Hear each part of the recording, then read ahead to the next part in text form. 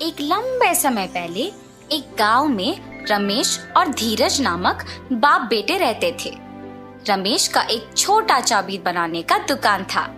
धीरज भी छोटी उम्र से अपने पिताजी के साथ रह के चाबी बनाना सीख के उनके साथ बनाता था।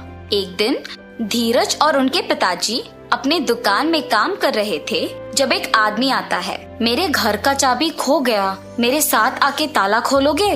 धीरज, बेटा तुम यहीं रह के दुकान को संभालो, मैं जाके घर का ताला खोल के आता हूँ। ऐसे कहकर उस आदमी के साथ जाता है। बहुत दूर चलने के बाद, यही मेरा घर है, ताला खोलिए। उसी गांव में पले पड़ने के कारण रमेश को उस गांव में रहने वाले सारों के घर अच्छे से पता था। उस आदमी के दिखाए हुए घर रमेश के पहचान के वालों का होने पर वो सोच में पड़ जाता है। बाबू, जो चाबियां मेरे पास अभी है उनसे इस ताला को खोल नहीं पाऊंगा। दूसरे चाबियों का गुच्छा घर के पास है, जाके ले आते हैं। ऐसे कहकर उस आदमी को जमींदार के पास लेके जाता है। प्रभु, ये आदमी चाबी खोने का बहाना बना के मेरे पास आया है और मुझे कोई दूसरे आदमी का घर दिखा के खोलने के लिए कहा, इसीलिए मैं इसको आपके पास ले आया। तुम बहुत होशियार आदमी हो, इसीलिए इसको मेरे पास ले आ सके। ऐसे जमींदार रमेश की तारीफ करता है और रमेश अपना दुकान वापस चला जाता है। पिताजी, आपने ताला खोला? और जो भी हुआ धीरज के पिता उसे बताते हैं।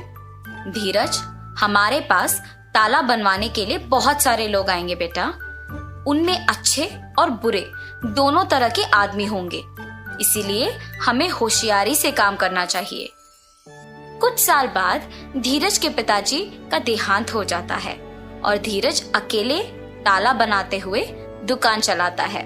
धीरज कोई भी तरह का ताला बनाने के काबिल बन जाता है। एक दिन धीरज के दुकान को एक आदमी आता है। मुझे इस चाबी का एक नकल बना के दे सकते हो?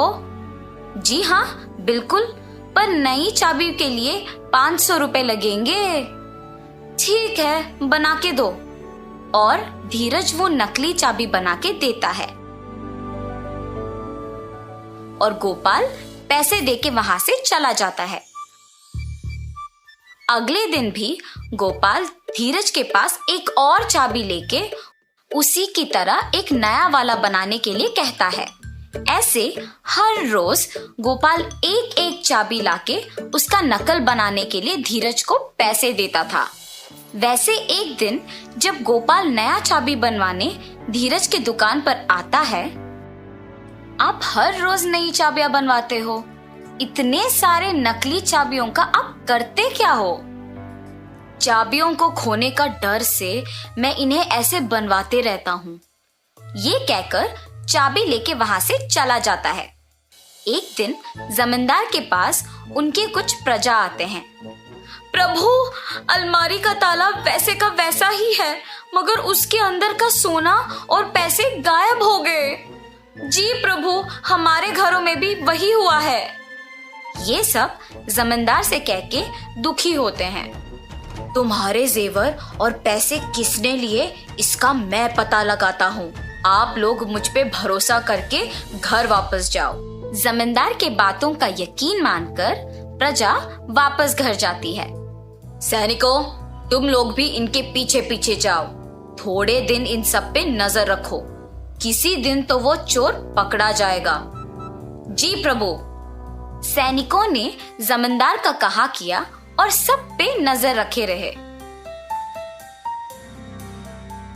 उन्होंने ये देखा कि सारे लोगों के पास एक ही आदमी काम करता था।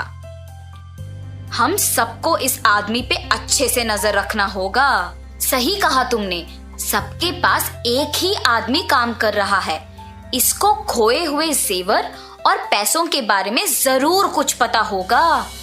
एक दिन ऐसे ही वो आदमी एक और नकली चाबी बनवाने धीरज के दुकान को जाता है और उसके पीछे ही जमींदार के सैनिक भी जाते हैं। इसका नकली चाबी बना के दोगे?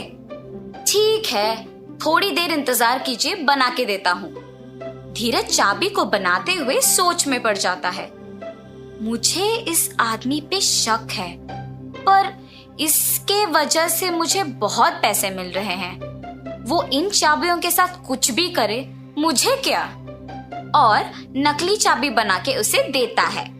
गोपाल उसे पैसे देकर वहां से चला जाता है। सैनिक भी गोपाल का पीछा करते हैं और उस पे नजर रखते हैं। जब आसपास कोई नहीं होता है तो गोपाल असली चाबी को उसकी जगह पे रख के नकली चाबी से तिजोरी खोल के उसमें से सब कुछ चोरी कर लेता है। और ये देखते ही सैनिक उसे और नकली चाबियां बनाने के लिए धीरज को जमींदार के पास ले जाते हैं। धीरज, क्या तुमने गोपाल के लिए नकली चाबियां बनाई? जी प्रभु, मैंने गोपाल के लिए बहुत सारी नकली चाबियां बनाई।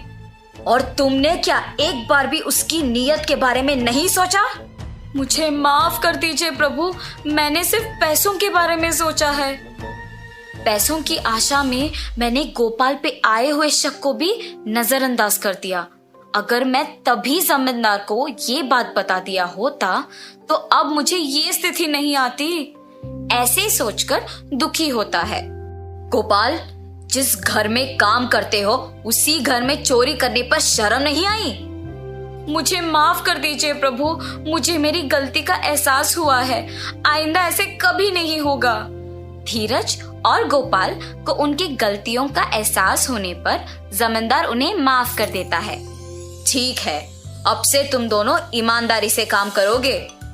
जी प्रभु, अब से मैं पैसों की आशा के लिए गलत रास्ता नहीं पकड़ूंगा और अपना काम इज्जत से करूंगा। अब से मैं किसी को भी धोखा नहीं दूंगा और ईमानदारी से काम करूंगा। ऐसे धीरज और गोपाल अपने अपने काम इज्जत और ईमानदारी से करते हुए खुश रहते हैं। तो इस कहानी का नैतिक क्या है बच्चों? किसी को गलती करते हुए देखना उतना ही गलत है जितना खुद गलती करना होता है। इसीलिए इज्जत और ईमानदारी से काम करो।